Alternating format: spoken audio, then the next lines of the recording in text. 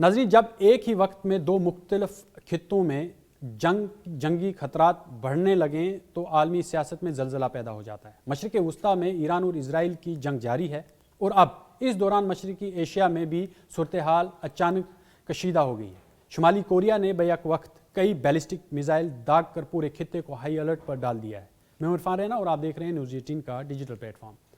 ناظرین، عالمی میڈیا اور جنوبی کوریا کی جو فوج ہے اس کے مطابق شمالی کوریا نے ہفتہ کے روز ایک کے بعد ایک تقریباً 10 بیلسٹک میزائل داغے، جس کے بعد کوریا کی جزیرہ نما میں شدید کشیدگی پیدا ہو گئی ہے۔ جنوبی کوریا کی فوج نے بتایا کہ یہ میزائل مشرقی سمت میں سمندر کی طرف داغے گئے۔ ان میں سے ایک مشتبہ میزائل جاپان کے قریب سمندر میں گرا، جس کے بعد جاپان میں بھی ہائی الرٹ جاری کر دیا گیا ہے۔ جاپان کے وزیر دفاع نے تصدیق کی کہ ایک بیلسٹک میزائل جاپان کے خصوصی اقتصادی یعنی EEZ کے باہر زون، جو سمندری زون ہے، اس میں جا کر گرا۔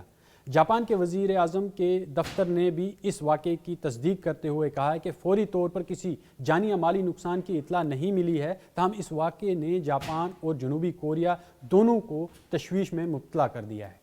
ماہرین کا کہنا ہے کہ شمالی کوریا کی جانب سے ایک ہی وقت میں اتنی بڑی تعداد میں میزائل داغنا محض ایک فوجی مشق نہیں ہے، بلکہ طاقت کا واضح مظاہرہ ہے۔ یہ پیغام خاص طور پر امریکہ اور اس کے اتحادیوں کے لیے دیا گیا ہے کہ شمالی کوریا خطے میں اپنی فوجی صلاحیت کا مظاہرہ کرنے کے لیے تیار ہے۔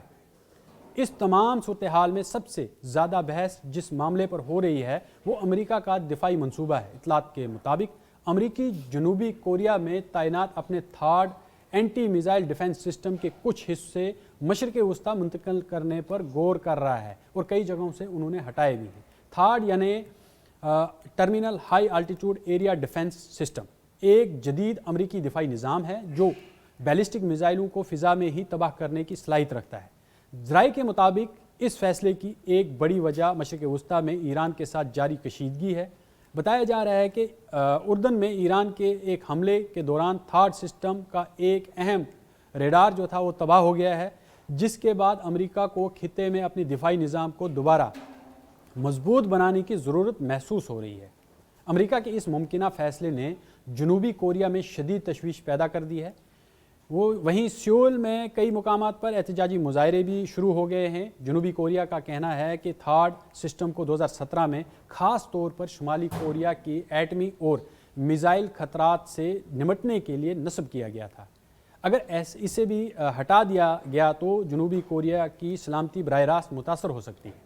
دوسری جانب چین نے بھی اس معاملے پر رد عمل دیتے ہوئے امریکہ کے اس منصوبے پر تنقید کی ہے کہ چین کا کہنا ہے کہ اس طرح کے اقدامات پورے خطے میں عدم استحکام پیدا کر سکتے ہیں اور کشیدگی کو مزید بڑھا سکتے ہیں۔ اب یہاں پر دفاعی تجزیہ کار ان کا ایک تجزیہ سامنے آیا، ان کا کہنا ہے کہ ان کے مطابق موجودہ صورتحال امریکہ کے لیے ایک پیچیدہ چیلنج بن گئی ہے۔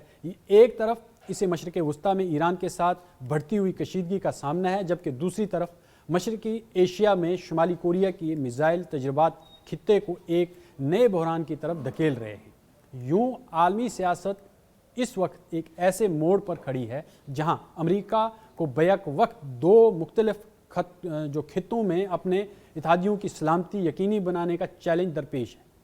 اگر شمالی کوریا کے میزائل تجربات اسی طرح جاری رہے تو کوریا کا جزیرہ نما بھی ایک بڑے فوجی بحران کی طرف بڑھ سکتا ہے، اور جس طرح سے ایران کا فوجی معاہدہ شمالی کوریا کے ساتھ میں ہے، اور جس طرح سے کم جونگ اون نے لگاتار 10 بیلسٹک میزائل جو ہیں وہ فائر کیے ہیں، اور ایک جو جاپان کی بالکل سمندری سرحد کے قریب جا کر پھٹا ہے، اور اس سے پورا جاپان ہو یا ہم جنوبی کوریا کی بات کریں وہ ایک دم تشویش میں آ گئے اور ہائی الرٹ پر چلے گئے ہیں۔ اصل میں کم جونگ اون کا جو یہ انڈیا تھا یہ امریکہ اور اسرائیل کے لیے تھا، جس طرح سے انہوں نے ایران کے اوپر ایک جنگ مسلط کر دی ہے، اور لگاتار دونوں ممالک اپنے اتحادیوں کے ساتھ مل کر ایران پر حملہ ہو رہے ہیں۔ اس کی ایک انڈیکیشن نارتھ کوریا نے دی ہے کہ اگر جنگ نہیں رکتی تو وہ جنگ میں آنے کے لیے تیار ہیں، جس طرح سے انہوں نے یک کے بعد دیگرے کئی میزائل یعنی کہ 10 میزائل بیک وقت فائر کیے ہیں۔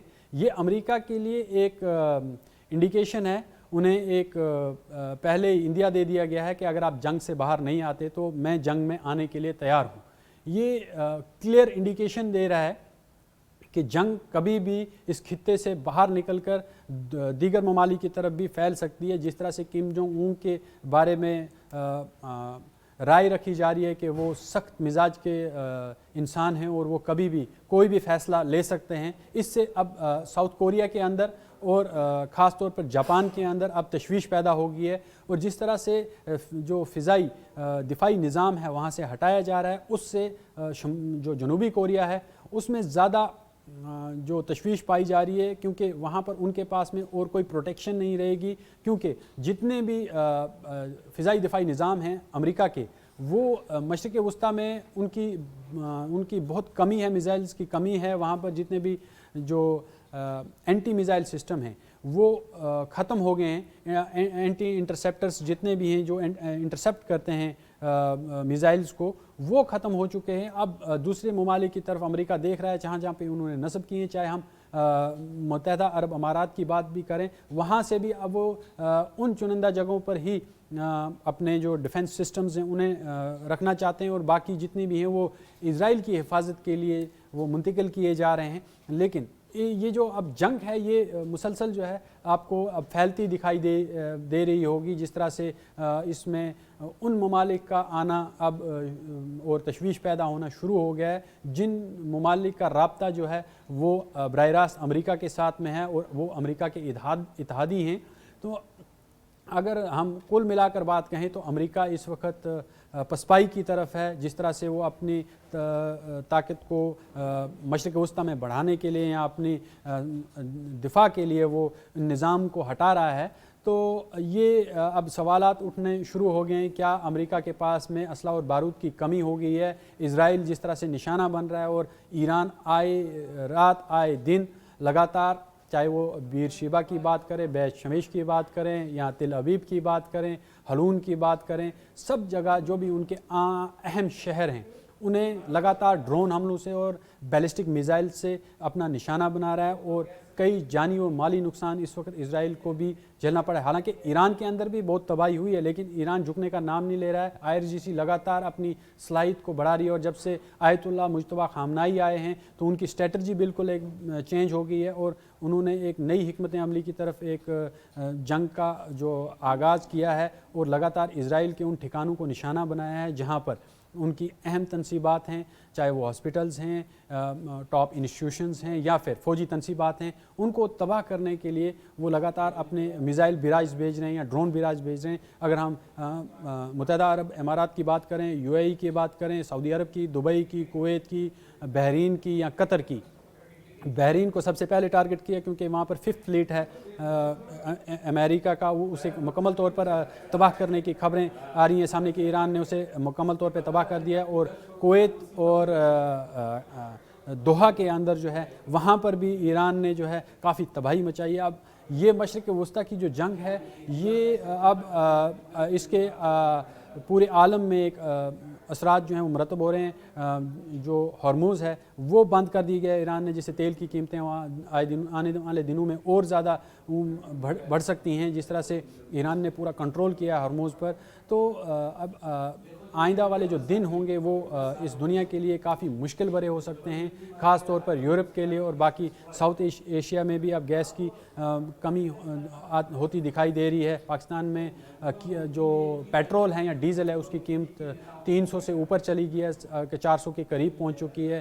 اگر ہم دیگر ممالک کی بات کریں تو وہاں پر بھی جیسے یورپ میں گیس کا بحران پیدا ہو گیا, پیٹرولیم کی قیمتیں وہاں بھی اب آہستہ آہستہ جو ہیں وہ اوپر کی طرف جانے لگی ہیں. تو اب یہ جنگ جو ہے یہ مشرق وسطیٰ سے نکل کر اب دوسرے ممالک کی طرف بھی پھیل رہی ہے, اور اس کے اثرات پورے عالم میں جو ہیں وہ محسوس کیے جا رہے ہیں.